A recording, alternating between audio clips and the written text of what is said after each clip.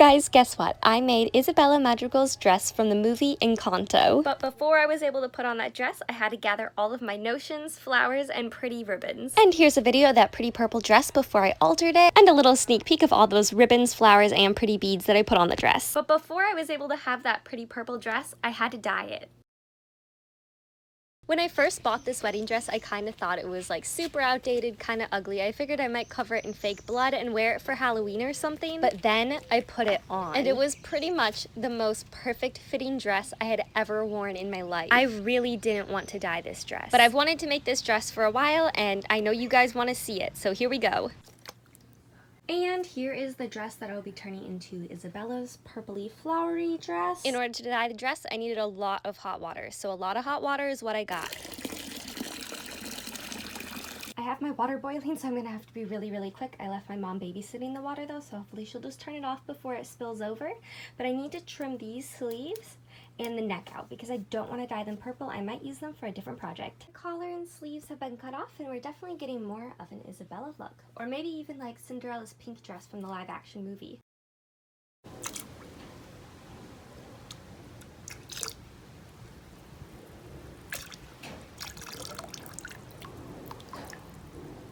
I've got my Bridgerton dress soaking in the dye, so we're going to get the Isabella dress nice and wet.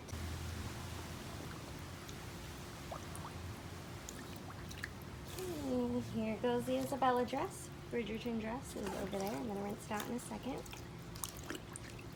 When I dyed the Isabella dress, I also dyed the Bridgerton dress, or you could say when I dyed the Bridgerton dress, I also dyed the Isabella dress. I knew that I wanted both of these dresses to be purple, so I thought, why not? I'll just use the same dye bath, save dye, save money, save the planet. I procrastinated all morning, and by the time I actually got around to dyeing these, a big tropical storm was moving in, which means that the dresses had to finish their drying process in the garage. Now, all of that was done on March 23rd, and today is, well, it's March, April, May. It's May 1st. Nope, hold on, that's wrong. It's June 1st. Also, am I the only person who doesn't know what month comes after the other? Like, if someone was like, hey, what month comes after September? Well, actually, it's October. But generally, I wouldn't know that. You know, like, you could say, what month comes after July? And I'd be like, I don't know, I'm gonna have to do the months of the year song. Like, January, February, March, and April, May, June, July, August. Oh, it's August! Same with singing the alphabet. Anyway, if I'm doing the math correctly, basically, the dress has been sitting in my room for a little over 2 months, and I haven't touched it. Maybe you're wondering why, and well, I've been busy. I've been making other things. I made this cute Easter ornament. I made these friendship bracelets. I made this really cool ski scape for my mom for Mother's Day. I also made a knockoff of Chloe Kim's dress from the Met Gala.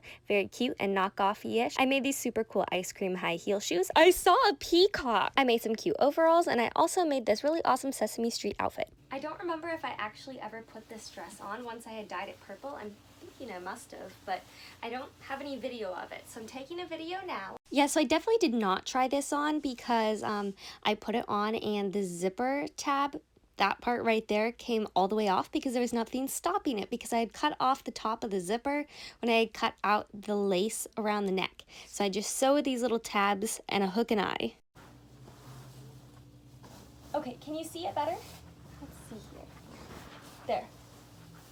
So yeah, the train, the front of the dress, my little feet, or my foot. So what I'm thinking is this gives me a lot of extra fabric to make the ruffles. There's these ruffles on her dress. I'm kind of thinking about cutting this whole lining layer off with the laces, and then I will sew everything down, or I might just cut off the laces and then kind of sew those down. We'll see where I go, but I'm kind of liking the whole cut off the whole lining layer part. Yes, so I did do that, cutting off the whole overlayer layer along with the lace, and I'm just gonna tell you, editing me is telling you this is not good. Should not have done that. We're also going to lose the train and a bunch of fabric right up there. I have chopped a lot of length off of this dress now. Like a lot. The train is gone, and I'm just down to the lining layer, which needs to be hemmed, and this really weird netting layer. I cut the first tier off, which is for the first ruffle on Isabella's dress. I need to make one more ruffle, and then I need to make the bottom of the skirt, or like the third ruffle, I guess. Why am I even doing that? Whatever. Pinned the first tier in place, and it looks pretty good. I am just kicking myself right now, or hitting my forehead right now, whatever you want to call it. What I did is I cut sections. Ooh, everything's being held together by pins right now, by the way. And I left the lace connected to the overlayer because I was like, oh, this will make it easier. This will make it so much easier. So here you can see I left the overlayer connected to the lace, and I also did it down here because I want some of the overlayer showing through, because otherwise you just get a bunch of this ugly tulle on the outside and it doesn't look good. It's not the right color, but it looks okay underneath. Because the overlayer was a train, that means that certain parts were longer, like certain parts of the overlayer were longer connected to the lace when I cut it, and it doesn't work right. So even though I have enough lace to technically go around, I'm kind of lacking. So like you can see here, here's a big patch, here's a patch. And it also is a little restraining in the legs because it's a bit tighter. You can kind of see how it bunches here and here. It looks a little better on the front, but basically the circumferences of the overlayer that's connected to the lace isn't really wide enough to put around the skirt. The skirt circumference that it's pinned onto is bigger. So that's kind of a problem. It's kind of squeezy in the skirt. What I should have done was take the lace off of the overskirt, put the overskirt back onto the dress, or just never take it off in the first place, and then sew the lace onto the overskirt. But I didn't, because in my mind I thought it would be easier doing it the way I did it, but in reality it's a disaster. The good thing is that this dress is really ruffly and I'm going to be covering it in flowers, so hopefully I'll just be able to cover up the mistakes, but it's going to make the sewing process itself just a bit harder than I was hoping for. She's looking so good. I've sewn on 2 tiers. It looks a little funny right here. It doesn't look like quite a right angle, but if you look at this picture right here, I actually feel like it looks pretty similar. So we have that, and then all I have left for lace is these 3 little pieces, which are enough to like cover maybe the front and a little part of the back of the skirt. So what I'm going to do is I'm going to chop these up into little pieces and then chop these up and just have a lot of different little fluffinesses going on. So yeah, everything is sewn together now, so basically I just need flowers, decorations, whatever I'm going to put on it. I was able to make a whole tier for the top and the middle out of lace. It goes all the way around. Not sure if I'm going to sew this up or not just because of the zipper situation. I did not have enough lace for the bottom like I said earlier, so I have one panel here, one little one there, and then I have another piece of lace right there. Almost done in the back. And I thought by kind of spreading it out it would look good. And then in the other spaces, I just put like little bits of the fluffy overlayer that were left over. So like, it's not horrid, but like, also it's not good. See what I mean? Not really great. So I kind of wish I had just put all the lace in the front, just done all of the overlayer in the back. That way I could at least get good front shots. But then when it's kind of like all draped together, like it looks okay. So I think a lot of flowers are going to obviously help. I don't know. I do have to say I'm really happy with the slant of this. It came out really, really nice. And I'm still not sure if I'm going to fix this up. I don't have any more lace, but I do have this purple lace that I had bought for a Rapunzel costume. And I might be able to like patch that in and add it, even though it's a different color. And then use like some of the scrap pieces to like make the swoopy neck. I don't like V-necks on myself. I never have. And then also because I cut the collar out, having issues with this falling, but I think I could easily fix that by like putting a ribbon from here to here. So not a big deal. But I did have a commenter on one of my TikTok videos say that I should keep this because it adds a unique touch and it makes it an original design. And I like barely ever get that many comments on my TikToks. Which is kind of crazy when you consider that I didn't even want to make this dress in the first place. And I feel like I need to explain all of this to you because I've kind of gone TikTok viral. At least I consider it viral. It's viral for me. It's mini viral. I do promise to get to my mini viral story and the why I didn't want to make this dress, but we need to decorate this dress first, and I want to put that at the end of the video just in case there are people watching this who don't care about that and are just here for this, the decoration. Now Isabella Isabella's dress is a little bit darker than mine, but for the most part, the flowers are really, really muted. What I wanted to do was make all the flowers out of this type of material. So purple, blue, but I didn't have any pink and I couldn't find any at Joann's, and I really don't even have that much blue. I might have some more in my scraps. I use this for my little sister's Cinderella transformation dress. Anyway, so these are the things I have to work with. And what I'm thinking is that I'm gonna make flowers out of this too. I think that'd be kind of pretty. Anyway, what I think I'm gonna do is, who cares? It's just gonna be bright and colorful. And you know what? This is my own version, and it's not gonna look just like hers anyway. And then I have these sparkle flowers, which I'm just gonna put on there too, because why not? This is going to take forever. I cut out these little flower pieces out of just some paper. And then what I do is I fold them in half and I lay it on a piece of this in half, and then I cut it kind of like when you cut a heart in half. And then I get these flowers, which are really pretty, but it's super time consuming. The good thing is that I have a bunch of these little flowers and these. Oh boy, this is going to take forever. My plan is to hand sew all of the flowers onto the dress, and I was thinking, how do I put this onto the dress with thread and a needle? Well, if you look really closely, like right there, I figured out that there's a weak point. So I'm able to stab a pin through it, make a hole, and then I'll be able to put a thread through it. And here is just some footage of me kind of pinning all of the flowers onto the dress, just trying to figure out what I like, what would look good, how I should kind of put the flowers together. Still not sure if I'm going to fix up the V-neck into a scoop neck. What are those called? I can't think of the word. I quickly realized that I was not going to be able to hand cut all of those flowers out. I just didn't have enough material or time, so I decided to just use some pre-made flowers from the Dollar Tree, which turned out to be almost equally as time consuming because I had to de-stem them and then take the little center plastic piece out of almost every single petal. I really liked the first pattern that I tried with the flowers, but I wanted mine to look a little bit more like Isabella's. Hers is fuller in the waist and goes up onto the bust. And instead of being a distinct line of flowers that go at an angle across the dress, her band of flowers actually has a lot more width. So I tried that, and I just really was not liking how it looked.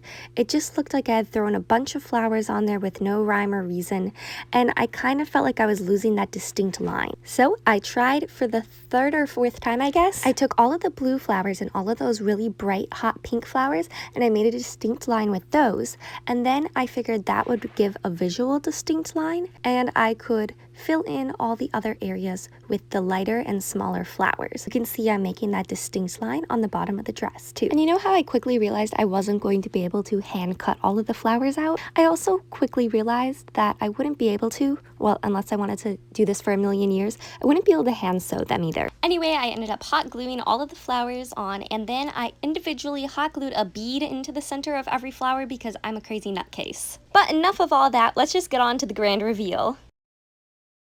Now let's get to the why I didn't want to make this costume in the first place. Growing up, I felt like Mulan, Pocahontas, and Jasmine looked the most like me out of all of the Disney princesses. But none of them got to have that puffy princess dress. And the first time I saw Princess Elena, I was absolutely ecstatic. And then Isabella came out. She's the oldest of 3 sisters, just like me, and I feel like I look like her. But for some reason, I just wasn't drawn to her character or her costume. So she just wasn't on my list of dresses to make. Until one day, I decided to make a Bridgerton dress, which I don't even really like either, but I just made it because it's popular, and I thought, hey, maybe that video would get views, and costumes, they're pretty. Anyway, I was digging through my wedding dress collection trying to find the one that I thought looked like a Bridgerton dress, and I pulled out the wedding dress that I feature in this video, and I went, huh, you know who that looks like? That looks like Isabella. So I dyed it purple along with the Bridgerton dress, and here we are. But like I stated earlier, that dress just sat and sat because I had no motivation to make it, because it was never a dress I really wanted to make in the first place. But the other day, I decided, hey, I need to start a new project. So I pulled out all of these different costume combinations and ideas. And I said, hey mom, help me decide on my next project. Should I make a vintage sheet dress, a Dollar Tree fat quarter top and tulle skirt, maybe Isabella's dress that I've been avoiding for months, or my very own version of Snow White where all the reds are replaced by pink and there's lighter blues and yellows throughout the dress? Or maybe I should finally make a belle dress like I planned on doing years ago. I'm just not sure I have enough material since the fabrics are all thrifted. I could also turn this into a Windy Darling dress and then add purple flowers to add my own twist. Or maybe I should make like a really cool, like Alice in Wonderland inspired dress, and I could make it for my littlest sister. I also bought these worms on a string string for a dress and I never did anything with those, so maybe that? Or get this,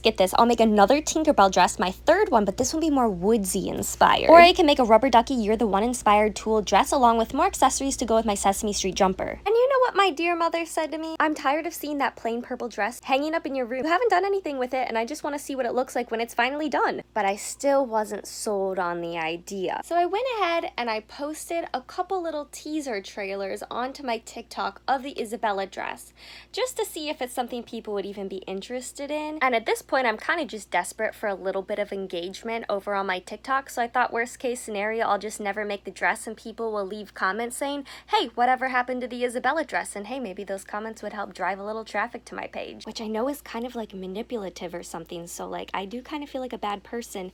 And so I also kind of knew in the back of my mind that I was just going to continue on with the dress anyway, but a small part of me thought I was being sneaky, and I told myself, we're not actually going to start that dress. We're going to start Tinkerbell or Belle or something instead. So I posted both the teaser videos, which had been sitting in my drafts for a while. And as of late, my TikTok videos have only been getting about 30 views or so on average. So when I tell you that I got over 1,000 views on one of those teaser videos, I was like ecstatic. This teaser video was even bringing in new followers. I was almost to 1,000. I mean, I was just about to quit my job and become a full-time influencer at this point. Okay, just kidding. I was not prepared to do that.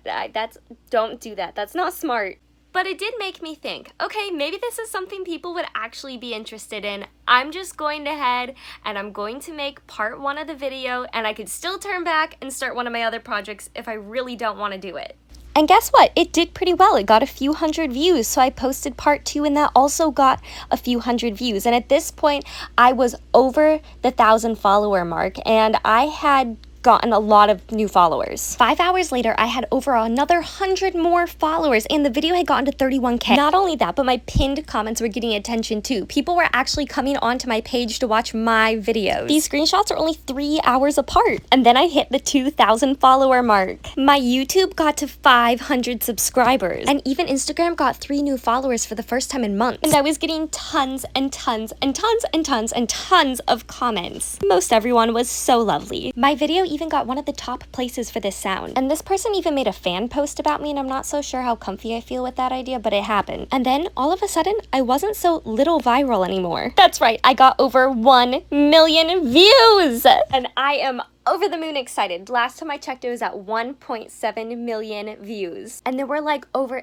8,000 collective hours of watch time, which is just mind-boggling. That many hours were wasted watching my video. But yeah, anyway, it's super exciting for me. I think it'd be most exciting for most people, but like, I also know it's not even that viral. Maybe that's still considered little viral, but to me, this is huge. Anyway, I know most of you probably won't care about that, but you know, someday when I'm big and famous, maybe someone will want to go back, look at those screenshots, and see how much I grew. Just kidding, I probably won't get that big, but I just wanted to put it in this video so that I could remember and look back on it and remember the time that I went huge viral. Also, I think the takeaway from this is that you should just do the project that have been sitting in your closet for months, and you should post those old TikTok drafts because I think that might have helped. Also, I think this costume will always have a special place in my heart just because it's the video that made me go huge viral. Oh, did I already say that a couple of times? Sorry, I'm just so excited. Also, I got a comment telling me that I might have destroyed a Victorian dress. The person was very nice about it, but I just wanted to prove to them that I hadn't. And also prove to myself because I didn't do a burn test beforehand and I was kind of worried that maybe I had destroyed a Victorian dress. Anyway, it's all good because I didn't. Look at that disgusting, melty, burny plastic. And I did get some actual hate comments, but you know what? That just comes along with going huge viral.